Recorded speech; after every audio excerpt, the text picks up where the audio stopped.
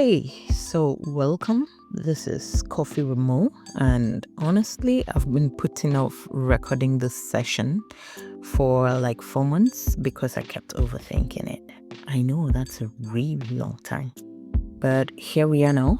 I've got my coffee, as you all know or may not know that I love, and we're just gonna do this. I'm Mo, and if you do not know me yet, maybe you saw a random clip somewhere, maybe someone sent you this link. Here's the deal. I got tired of business advice that either sounds like a TED talk or makes me feel like I'm failing at life, right? I've had a lot of conversations over the years with friends who run businesses, with clients I've consulted for. People stuck on something they can't quite figure out. And what I noticed is most of them didn't need some complicated framework or the usual 10-step system. Here are steps or 10 steps that would help you, figure out your business. They just needed someone to sit down with them, ask the right questions, and help them see what they couldn't see on their own. Like, wait, why are you doing it that way? Or have you thought about this instead? Just a different perspective. The simple stuff, but that unlocked everything. So I started Coffee with Mo because I realized way more people need this. They need someone who's not going to talk down to them or make them feel like they're behind.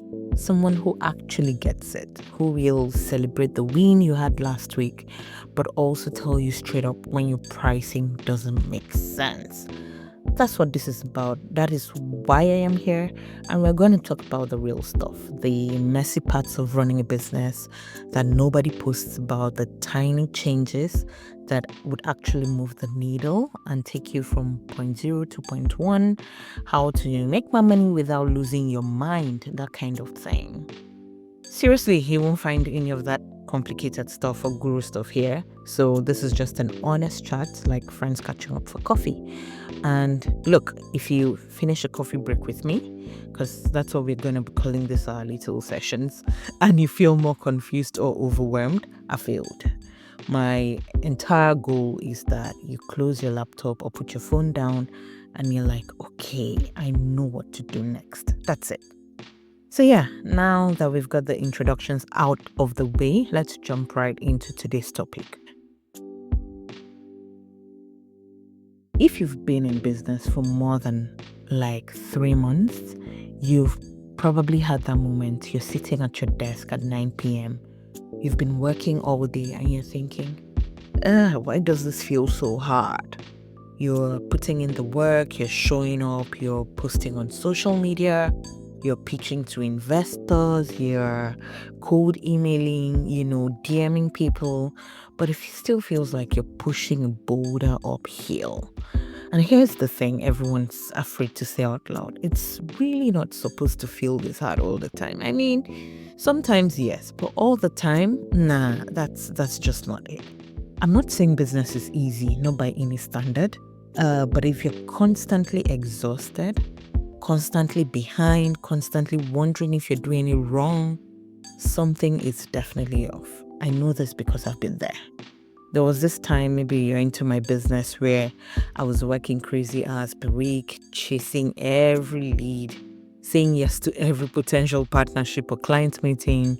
And I remember sitting at a coffee shop one afternoon after my back-to-back meetings, just staring at my laptop thinking, I built this business to have freedom, so why do I feel more trapped than ever?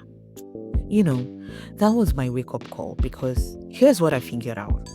Most of the time, when your business feels harder than it should, it's not because you're not working hard enough. It's usually one of 3 things, right? First, it might be that you're chasing too many shiny objects. Let's take a bit. This is when, you see a competitor launching a new TikTok strategy or a new funnel or some tool everyone's raving about, and you think, aha, that's the missing piece. I should be doing this too. So you drop what you're doing and you chase it. Don't worry, a lot of us have been here. I'd see someone crushing it with webinars, so I'll try to build a webinar funnel, and every time it felt off. like I was wearing someone else's shoes. But more than that, I was constantly starting over, never giving my own strategy time to actually work. I wasted so much time trying to be good at everything instead of being great at one thing. So here's what changed it for me. I stopped chasing. I locked in on the one thing that brought me the last 3 clients. And I doubled down on that thing until it no longer worked. For me, it was building a community offline and then feeding that into a sustainable online platform. Not sexy, not trending, but it worked for what I wanted it to work for. It worked for my business. So I focused on making that process silky smooth instead of jumping to the next shiny thing. And suddenly it got easier, and I dare say I felt a lot more fulfilled than I used to. So if you recognize yourself here, let's look at what brought you your last 3 clients or sales, or whatever traction looks like for you or success looks like for you. Now, not what you wish worked, what actually worked.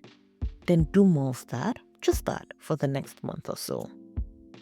So the second thing here is that you might actually be pricing for survival and not for success. Okay, this one hits different because I have worked with a couple of entrepreneurs who found themselves here. If you start to feel overworked and underpaid, I can almost guarantee you're pricing yourself based on what you think people will pay, not what your time and expertise are actually worth.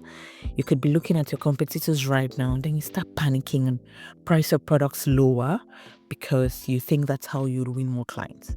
And yeah, you may get a few clients, but you would have to take on 5 of them to make the money you should be making from 2. That will instantly quadruple your workload and your stress, which, in my opinion, is a really fast track to burnout. So here's the thing. When your pricing is too low, you can't deliver great work because you're stretched too thin, you resent your clients, you resent the work, and you're still broke. It's a lose-lose situation, right? So here's what I want you to do. Pick one service you offer, just one. Take 30 minutes to really assess the value you provide versus the price. Ask yourself, why should people pay me more for this? And if you come up with 3 valid reasons, then that's your cue to revise your price for that product. And let me add reasonably, right? I'm not saying skyrocket the prices, but assess it and then determine what would be an ideal price increase for that product or for that offering. You might lose 1 client, maybe, but the 2 you keep, they'll be better clients. They'll value your work more, and you'll have back time and mental space. You deserve to be paid well, and of course, your clients deserve you at your best, not burned out and resentful. The third one that almost all of us are guilty of is you forgot why you started. This one is a little less about strategy and more about the soul of your business. Why are you doing what you're doing? What was the motivation? What was the drive for even getting into this business in the first place? So when things get hard, it's easy to lose sight of why you started. We focus only on the numbers, the metrics, the money. Instead of serving our clients, we forget the mission. I know I did.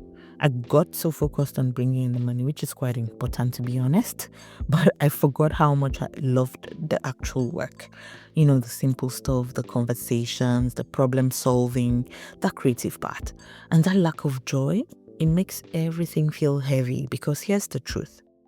You cannot run a business on an empty tank, and that joy is your fuel. So take 5 minutes this week, write down 3 things you genuinely love doing in your business. Not what you're supposed to love, what you actually love. For me, it's one-on-one strategy calls, writing, and helping people see what's possible for them, just diagnosing their business and helping them figure out, okay, what exactly is the problem? Where is it coming from? What do you need to look at? And then block out time next week to do only those 3 things. Just those, even if it's just an hour. Reconnect with the joy, reconnect with the vision, the mission, why you started, and I promise you, it will change everything.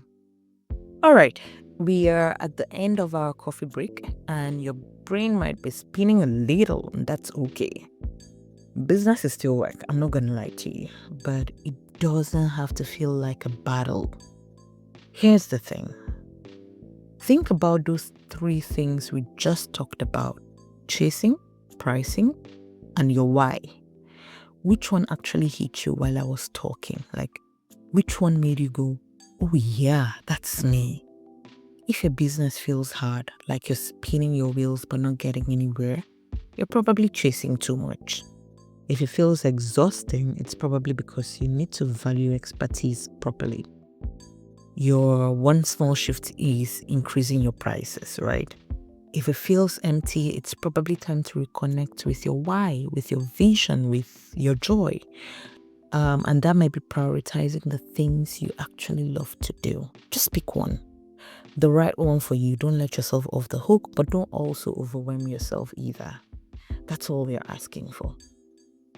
Okay, that's it for today. Next week, we're talking money, specifically the three places I constantly see business owners leaking money in their operations, and exactly how to seal those leaks immediately. You're not going to want to miss that one. Thanks for hanging out with me. Seriously. If this resonated, send it to another business owner who needs to hear it, and I'll see you next Wednesday.